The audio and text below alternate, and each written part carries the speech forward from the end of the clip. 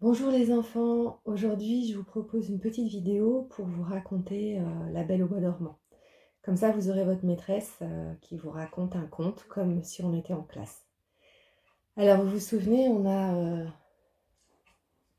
nos petits rituels, donc on va commencer par écouter la pluie.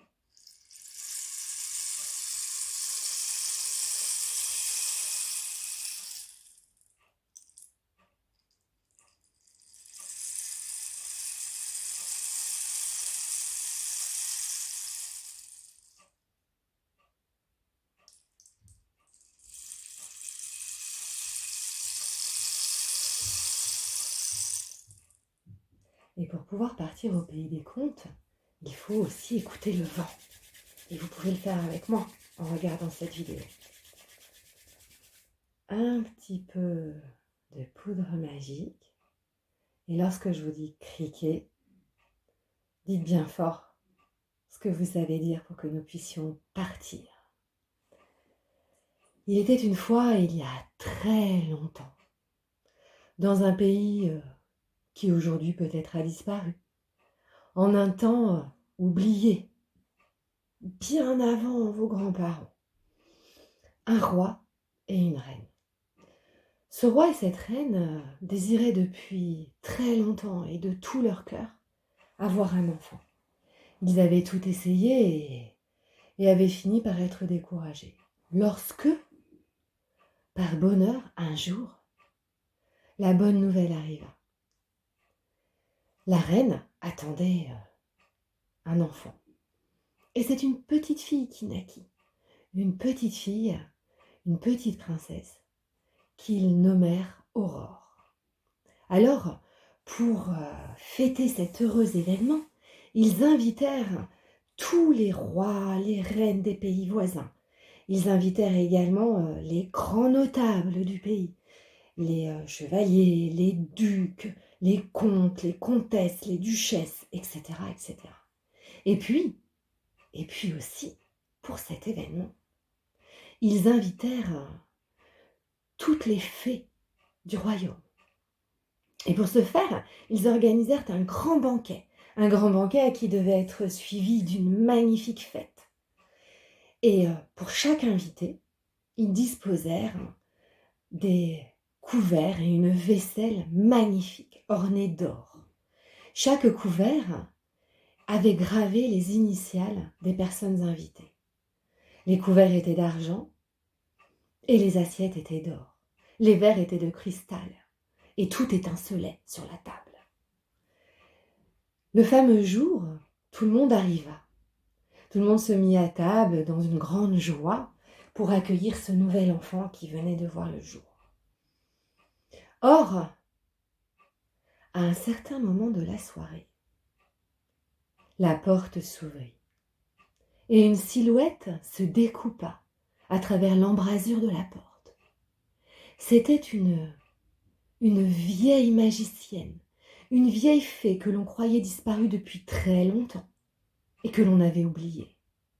Or, elle était toujours vivante et elle avait eu vent de la naissance de cette petite. Alors on lui fit une place, mais malheureusement, étant donné qu'on l'avait oubliée, elle n'eut pas droit aux assiettes d'or, aux couverts d'argent et aux verres de cristal. Après le dîner, chacune des fées fut invitée à présenter ses vœux à l'enfant et à lui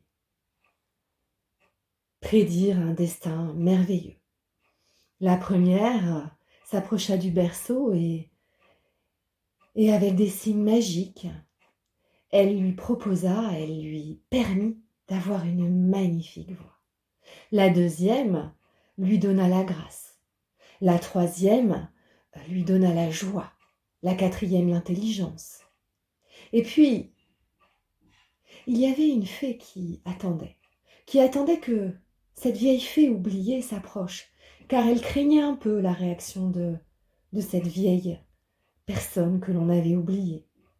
Or, la vieille fée s'approcha du berceau, de son palot, et puis elle proféra le destin suivant.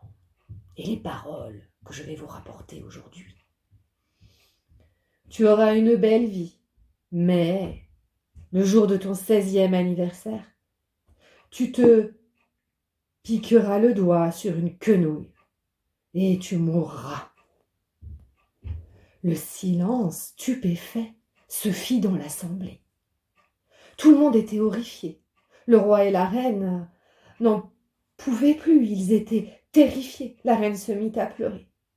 Mais on avait oublié la dernière fée qui avait attendu justement et anticipé, qui avait prévu que cette vieille fée se vengerait d'une façon ou d'une autre de l'oubli qui avait été fait. Alors, cette dernière fée s'approcha du berceau de la petite Aurore et elle tenta d'amoindrir ces paroles terrifiantes.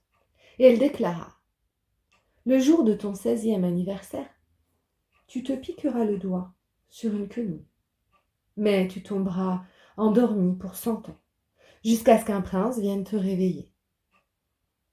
Et tous tes suivants, tout ton entourage dormira avec toi, pour pouvoir se réveiller lors de ton réveil.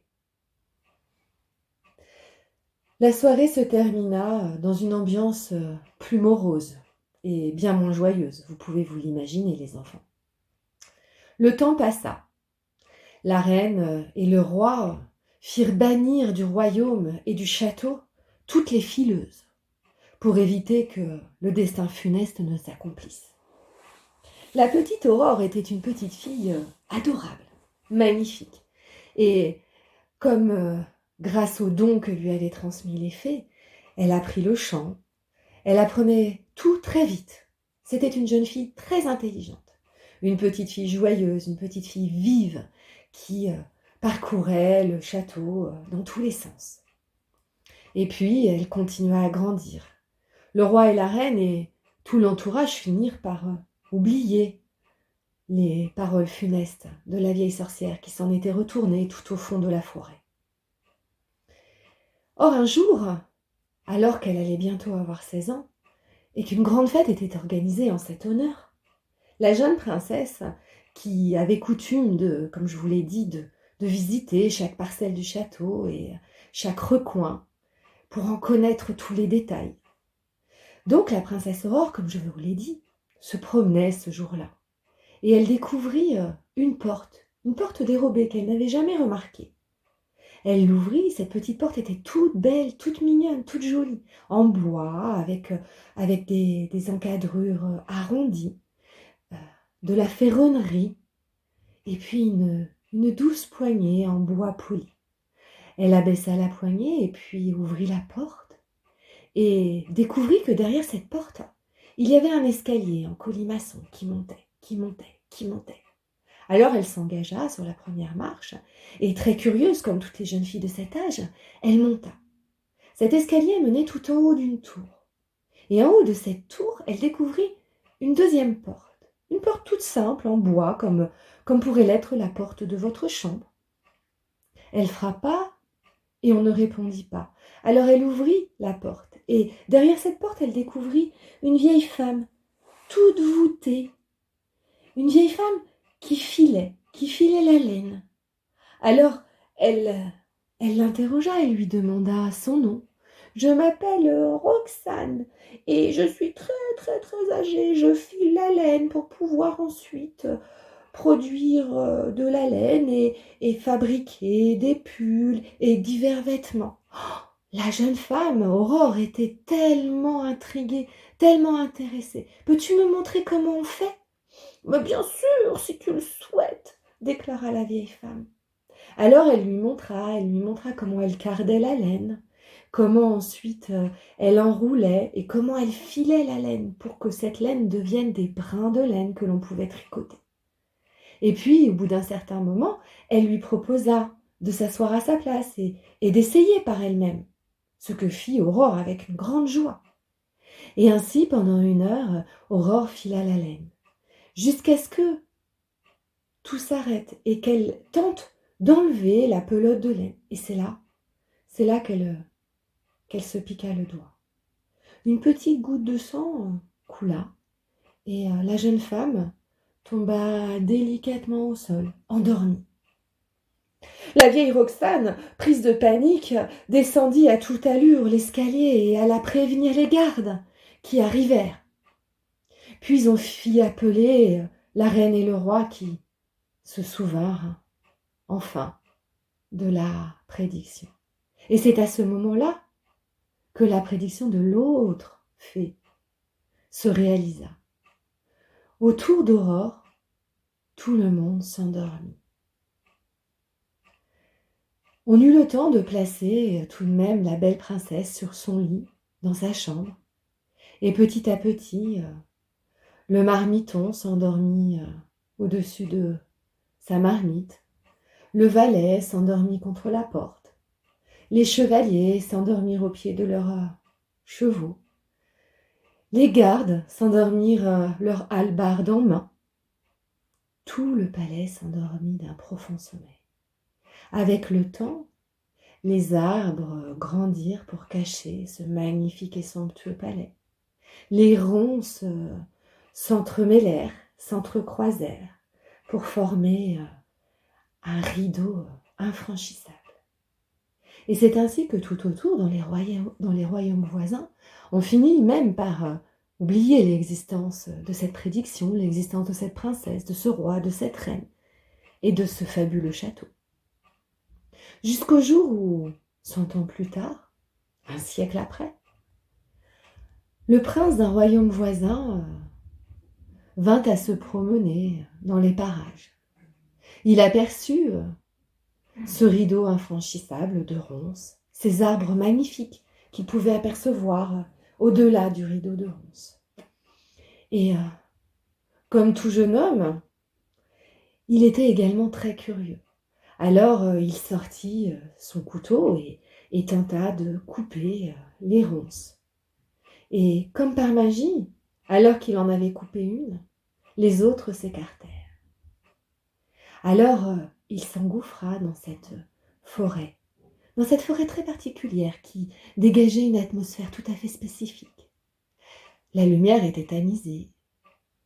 Des rayons pouvaient passer à travers la cime des arbres. C'était calme, c'était tranquille, c'était apaisé. La nature elle-même semblait s'être endormie. Il pouvait apercevoir de ci, de là, des oiseaux dormant dans leur nid, des petits hérissons endormis dans leur terrier, des renards endormis également au fond de leur terrier. Aucun lapin, aucun insecte, rien ne bruissait dans cette forêt. Alors, très calmement, très tranquillement, il s'avança encore plus loin. Et c'était comme si les arbres le laissaient passer. Il arriva enfin à la porte, devant cette entrée somptueuse, et découvrit le magnifique château. Ce magnifique château qui n'avait pas subi les affres du temps et qui était resté comme au premier jour, comme le jour où la belle princesse s'était endormie. Il remarqua les gardes endormis sur leur hallebarde. Il essaya d'en réveiller un, mais rien à faire. Alors, il ouvrit le portail, il entra dans la cour. Rien ne l'empêchait de continuer à parcourir son chemin. Il explora chaque recoin et trouva tout le personnel endormi. Tout cela l'interrogeait. Et puis il arriva devant la porte de la chambre de la princesse. Il ouvrit cette porte et vit cette magnifique jeune fille endormie. Il s'approcha et s'agenouilla, comme elle était belle avec ses longs cheveux. Il se pencha, elle avait l'air de dormir. Il se pencha au-dessus d'elle et ne put s'empêcher de lui délivrer un baiser. Alors la princesse Aurore ouvrit les yeux, découvrit ce jeune homme au-dessus d'elle. Elle s'éveilla et déclara « Oh, mon beau prince, tu es venu me sauver !» Et c'est ainsi que tout le palais se réveilla, qu'ils se marièrent et qu'ils eurent beaucoup d'enfants. Criquet, craquet. Je vous souhaite une belle journée, les enfants.